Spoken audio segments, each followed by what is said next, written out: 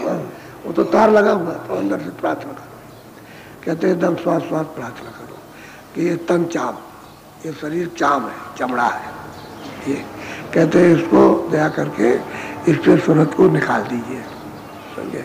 तो कृपा करेंगे। कृपा क्या है कि सूरत को शब्द से जोड़ देना, और ऐसे सब सूरत नहीं निकलेगी, शब्द से जुड़ करके पकड़ कर निकल जाएगी। वही उसका आधार है आने का, और वही आधार उसके निकलने का। तो दया कर देंगे तो सब पकड़ा देंगे, और आप पकड़ लो शब्द को, निकल चलो। ये तो कल में इस तन में बैठ के काम कर लेना चाहिए, तो इधर उधर हम लगे रहते काम में। काम करो, जितनी जरूरत उतना काम करो, लेकिन ऐसा मन अपना बना लो कि भाई ये जब भजन हो तो फिर उधर लगे नहीं, उतनी देर के लिए मन हट जाए, बस तुम्हारा मन पे पक्का हो जाएगा।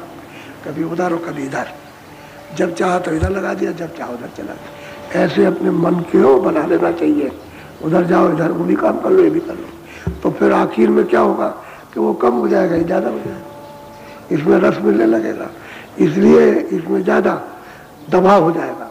वो तो कहते हैं जब पैर रखते हो तो एक पैर दबाव का, यानी उस पर वजन है, और एक पैर दिखाने का बहुत हल्का, तो कहते हैं हल्का हो जाएगा और वजन उस पर हो जाएगा, नाम पर, शब्द पर वजन रहेगा कि उसको पकड़ लिया, छोड़ नहीं सकते। और ये घोड़ हो गया उसका, उठाने में फिर तकलीफ नहीं, वजन रहेगा तो पैर उठेगा नहीं, क्योंकि दबा के रखा आपने। यही है कि मन को, मतलब यह है कि ऐसी दया और कृपा करो कि तन से, इस तन चाम से सूरत को निकाल के और ऊपर से ले चलिए। आप बोलो। और पावन सा कोई रटन करो सुवैसा। कहते भाई कोई दूसरा उपाय नहीं है, गुरु से प्रार्थना फरियाद करोगे, दया मांगोगे तो और कोई उपाय नहीं, एक ही उपाय है, चाहे जितने उपाय कीजिए। बिना शब्द के वापस नहीं होना, और बिना शब्द के, बिना नाम के जीव जो है वो 84 से नरकों से बच नहीं सकता, क्योंकि सूरत तो निराधार है, उसका तो कोई आधार नहीं है। जब अंदर बैठेगी तो शब्द ही का आधार उसको मिलता है, जब वो आधार ले लिया तो सब बस फिर उसका काम बन जाता है, आधार उसको। अब मेरा आधार भटक रही है, आधार मिलेगा तो उसको बदल दिया, उसका जोड़ा हो गया। अब पर्दा कटता जाएगा और वो निकालिश होती जाएगी, और निकालिश हो जाएगी तो फिर अपने रूप में आ जाएगी, जो उसका वास्तविक रूप है। तब उसको अपना ज्ञान होता है कि भाई मेरा रूप क्या है, मैं क्या हूँ। तब पता चलता है मैं कितनी चेतन हूँ, मेरा कितना सुंदर रूप है, मैं कितनी बलवान हूँ सब, और मुझ में कितना आनंद है। तभी तो ज्ञानियों ने जब थोड़ा बहुत प्राप्त कर लिया तो उन्होंने कहा सच्चित आनंद स्वरूप मैं ही ब्रह्म, एक और ब्रह्म द्वितीय नास्ति, और कुछ नहीं, एक ही है, मैं ही अकेला, मैं ही ब्रह्म हूँ, ऐसा कहते हैं। तो वो तो मतलब है कच्चा उनका भी बोध है, क्योंकि वो तो आत्म बोध है, यानी सूरत ने दर्पण में अपने रूप को देखा, बस उसने कहा वो मैं ही ब्रह्म हूँ, तो वो कच्चा बोध है, यानी असली सत्य बोध नहीं है। उस सत्य बोध तो उसको आगे मिलेगा, तो बताने वाला जब मिलेगा तब आगे बताएगा, नहीं तो उसी में रह जाएगा, इसी में भरम जाता है।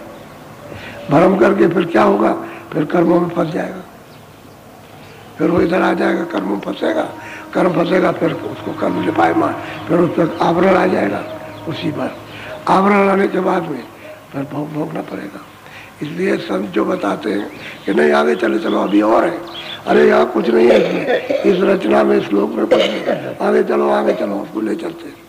तो बहुत देर तक तो उसी में ठहरता है। तो उन्होंने जो थोड़ी देर ठहरा तो मालूम होता कल्प बीत गया, यहाँ वहाँ का एक सेकंड और यहाँ का एक कल्प, ऐसा मालूम होता है कि वहाँ मतलब ये कल्प में रह चुका हूँ।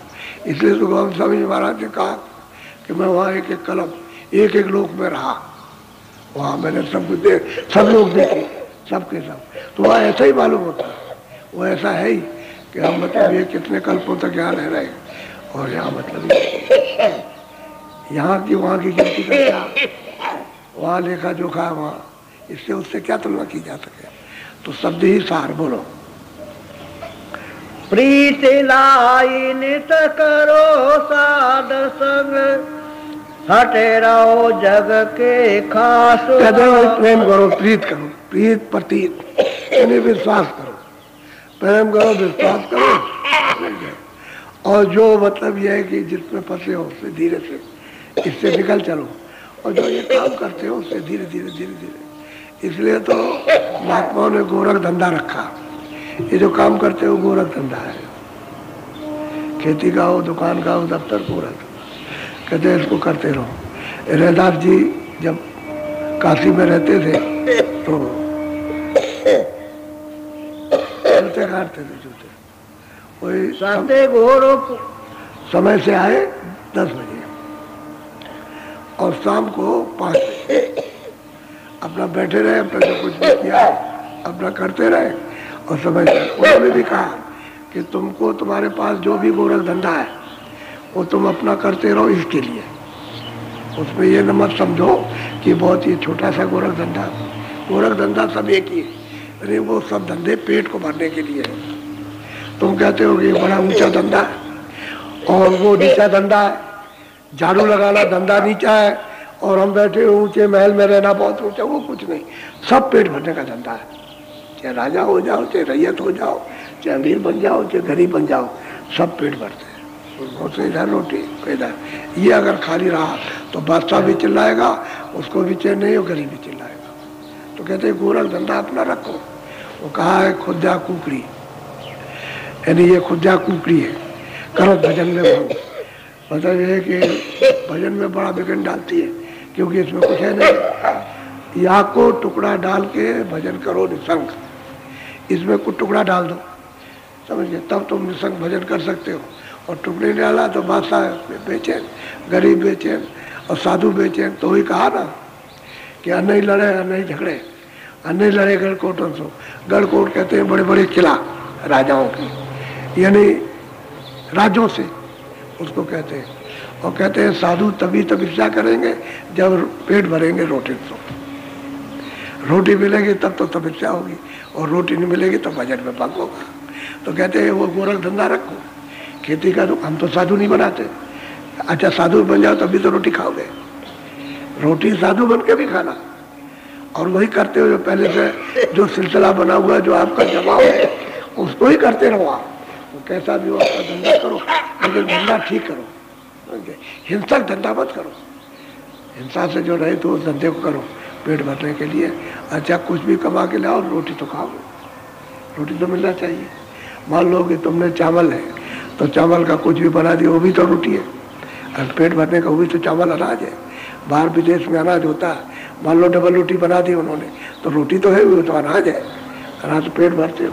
ऐसा कोई नहीं है कोई देश कहते हैं हम कोई अनाज नहीं खाते, हम ऐसे ही रहते हैं, ऐसा नहीं, पेट भरते हैं सब। तो वही कहते हैं धंधा कोई करो, उसमें कोई खराबी नहीं है, पेट भरने का धंधा है उसका। अब यह धंधा करते समय से, अब समय से चले जाओ, काम किया हो चले गए बस, अब फिर भजन में लग जाओ।